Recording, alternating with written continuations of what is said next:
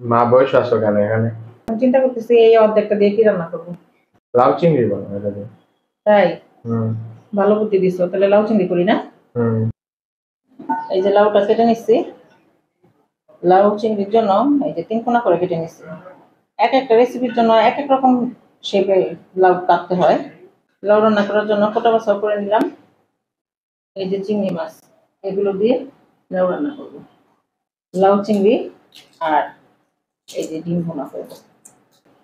ডিমগুলো ছিলে নিয়েছি। প্রথমেই লাউ রান্না করব, তাই চুলায় পাতিল বসিয়ে দিয়েছি। আমার মাকে দেখতাম লাউয়ের মধ্যে খুব অল্প মশলা দিয়ে রান্না করতো। মশলা কষানো হয়ে গিয়েছে, চিংড়ি মাছ দিয়ে দিচ্ছি। চিংড়ি মাছগুলোকে খুব সুন্দর করে কষিয়ে নিতে হবে। চিংড়ি মাছ কষানো হয়ে গিয়েছে, এখন লাউগুলো দিয়ে দিচ্ছি।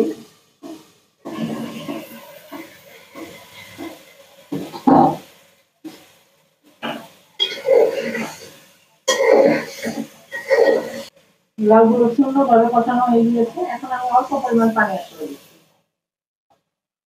লাউটা সিদ্ধ হওয়ার জন্য। লাউটা এখন 12 মাস পাওয়া যায়, তারপরে শীতকালের লাউ কিন্তু সিদ্ধ হতে অত বেশি পানির প্রয়োজন হয় না। ভালোভাবে জাল পেলে খুব সহজেই লাউ সিদ্ধ হয়ে যায়। ঢাকা দিয়ে ঢেকে দিচ্ছি।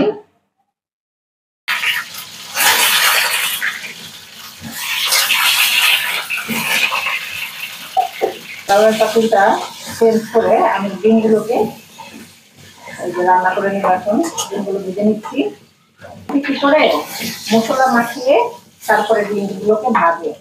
আমি একেবারে চুলার মধ্যে ডিম দিয়ে তারপরে মশলা টসলা দিয়ে ডিম ভেজে নিই। লাউয়ের পানি কিন্তু অনেকটা টেনে গিয়েছে, লাউ কিন্তু সিদ্ধ হয়ে গিয়েছে। এখন লাউটাকে বাগার দিতে হবে। লাউ বাগার দিব, এখানে রসুন কুচি দিয়ে দিচ্ছি, দিয়ে দিলাম।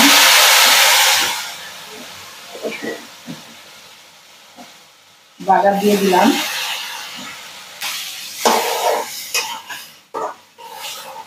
একেবারে সুন্দর গলে গেছে দেখেন। কাঁচামরিচ কুচি, এই যে ধনেপাতা কুচি দিয়ে দিলাম। মাটির চুলায় রান্না করলে যেরকম স্মেল বের হয় না, ঠিক ওই রকম একটা স্মেল বের হচ্ছে।